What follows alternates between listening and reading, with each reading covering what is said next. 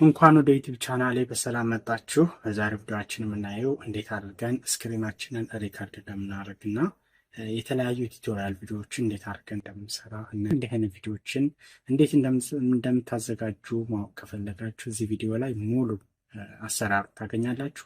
ለዚህ ቻናል አዲስ የሆናችሁ ሰዎች ሰብስክራይብ ማድረግን አትርሱ። አሁን ወደ ቪዲዮ ልውሰዳችሁ። ዛሬ የምናየው እንግዲህ ካምቴዢያ ስቱዲዮን ተጠቅመን ስክሪናችን እንዴት ሪከርድ እንደምናደርግና ቱቶሪያል ቪዲዮዎችን እንዴት እንደምናዘጋጅ ነው የምናየው።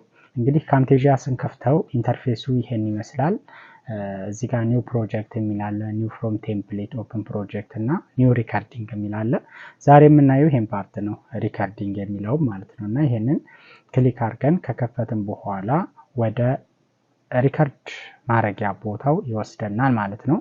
አሁን እንደምታዩት እንግዲህ ይሄ ዊንዶው ይከፈትልናል። ያንን ሪከርድ የሚለውን በተን ስንከፍተው እዚህ ጋር መጀመሪያ የምናስተካክለው ስለ ስክሪናችን ነው ማለት ነው። አሁን ለምሳሌ እቺን ድሮፕ ዳውኗን ክሊክ ብናረጋት እንደምታዩት ስክሪንዋን የሚለውን ቲክ አድርጎልኛል።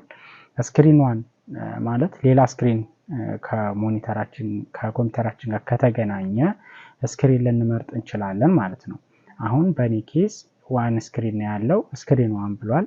ሌላው ካስተም ሪጅን ነው።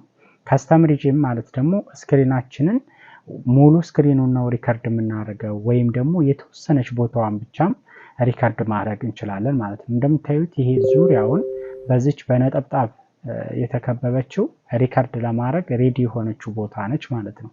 ካልፈለገን ይህን ቦታ ይችን ወይም ደግሞ ኮርነር ላይ በመያዝ እንደዚህ አጥብበን የተወሰነች ኤሪያን ብቻ ሪከርድ ማድረግ እንችላለን። ለምሳሌ ከስክሪናችን ላይ የቲክቶክ ቪዲዮ ከሆነ ልንቀርጽ የፈለግነው ይችን እንደዚች አጥብበን ቨርቲካል አይነት ቪዲዮ ሪከርድ ማድረግ እንችላለን።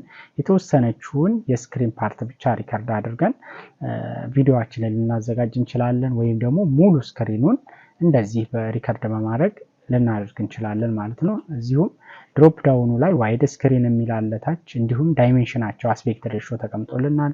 ለሶሻል ሚዲያም ከፈለግን የተለያየ የሶሻል ሚዲያ አቀራረጽ እነዚህን ዳይሜንሽኖችን አሬንጅ በማድረግ ስክሪናችንን ሪከርድ ልናደርግ እንችላለን ማለት ነው። ሌላው ሁለተኛው እዚህ ጋር ያለው ዌብካም ነው። ይችን አሁን ኦን ሳረጋት እንደምታዩት እዚህ እንትን ላይ ስክሪን ሪከርድ ላይ ገባሁ ማለት ነው። ለምሳሌ ካያችሁ ብዙ ቱቶሪያል ቪዲዮዎች ላይ የሚነጋገረው ሰውዬ ራሱን በቪዲዮ አስገብቶ ወደ ኮርነር አካባቢ ተቀምጦ ስክሪኑን እንደዚህ ቱቶሪያል ቪዲዮ ሲሰራ ምን ሲል ይታያል ማለት ነው። ልክ እንደዛ አይነት እንትን ለመጠቀም ከፈለግን እንደዚህ የራሳችንን ቪዲዮ ማስገባት እንችላለን ማለት ነው። እኔ ዌብካሜን ሳበራው ይህን አይነት ነገር ይሰጠኛል ማለት ነው። ሌላው ማይክሮፎን ነው።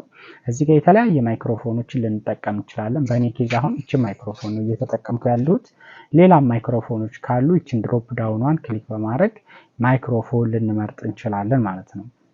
እንግዲህ የራሱ የኮምፒውተሩን መጠቀም እንችላለን ላፕቶፕ ከሆነ ወይም ደግሞ ሌላ ኤክስተርናል ማይክሮፎን ልንመርጥለት እንችላለን ማለት ነው። እዚህ ጋር ዌብካም ለምሳሌ ላፕቶፕ ከሆነ እኔ አሁን ዴስክቶፕ ስለሆነ የምጠቀመው ጀስት ያገናኙት ዌብካም ብቻ ነው የሚመጣው። ነገር ግን እንደ ላፕቶፕ አይነት የራሳቸው ዌብካም ያላቸው ኮምፒውተሮች ከሆኑ የተለያዩ የዌብካም ምርጫዎችን ይሰጠናል ማለት ነው። ሌላው ሲስተም ኦዲዮ ነው። እዚህ ጋር እንደምታዩት ኦፍ ሆኗል። ይህን ሳበራው ከኮምፒውተሩ ውስጥ የከፈትነው ባክግራውንድ ሳውንድ ካለ ወይም ባክግራውንድ ሙዚክ ነገር ካለ እንዲያስገባና እንዳያስገባ የምንፈቅድበት ቦታ ነው ማለት ነው እዚህ ጋር።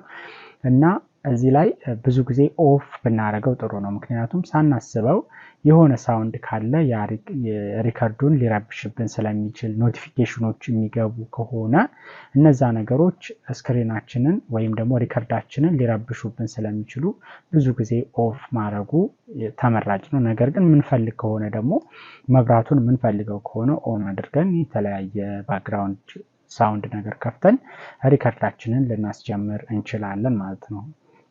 አሁን እንግዲህ እነዚህን ሴቲንጎች አስተካክለን ስክሪናችንን አሬንጅ አድርገን እዚህ ጋር ዌብካማችንን አስተካክለን አጥፍተን ወይም አብርተን እንዲሁም ማይክሮፎናችንን ማዘጋጀታችንን እርግጠኛ ሆነን ሌላው እዚህ ጋር ሲስተም ሳውንድ እነዚህን ሴቲንጎች ሙሉ ካዘጋጅን በኋላ ስታርት ሪከርዲንግ ብለን ሪከርዲንጉን እናስጀምረዋለን ማለት ነው።